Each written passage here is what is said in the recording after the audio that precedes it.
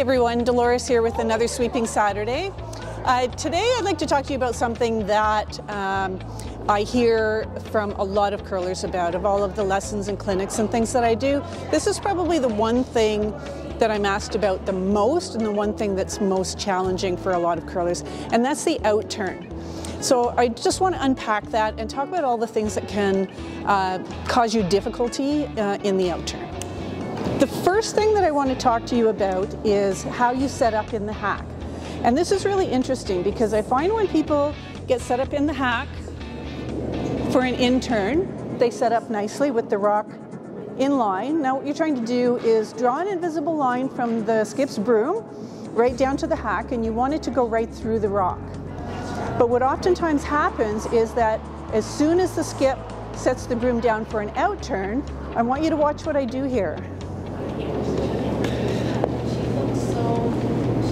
Now, so many curlers do this. Now, what you've just done is taken the rock way offline, so that as soon as you slide out of the hack, even if your body is square to the broom, the rock is way out to the side, and remember, the rock is leading the way, so you are going to slide wide behind the rock.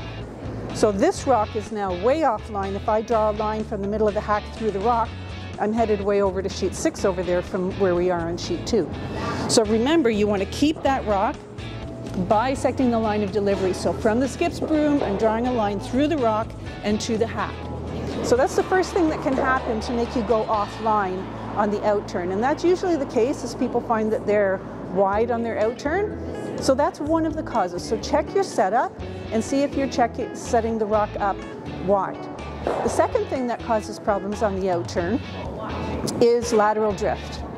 So what that means is that when you're coming out of the hack, you're bringing your foot over to set it behind the rock, but you kick out as your rock is moving sideways, and it causes you, as you're sliding forward, to be drifting sideways.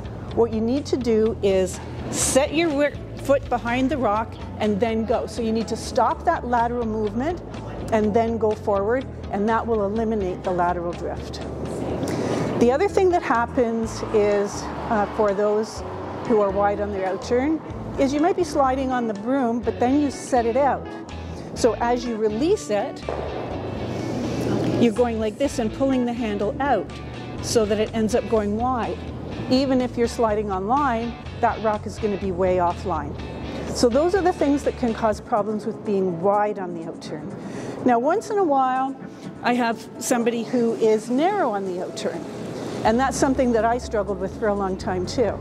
But there's something that I did, and you can try this, and that is line your foot up differently in the hack. So when we line our foot up, we usually line the middle of our foot up to the skip's broom.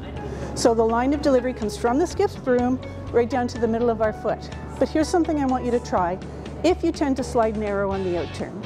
That is, instead of lining up the middle of your foot to the line up your big toe.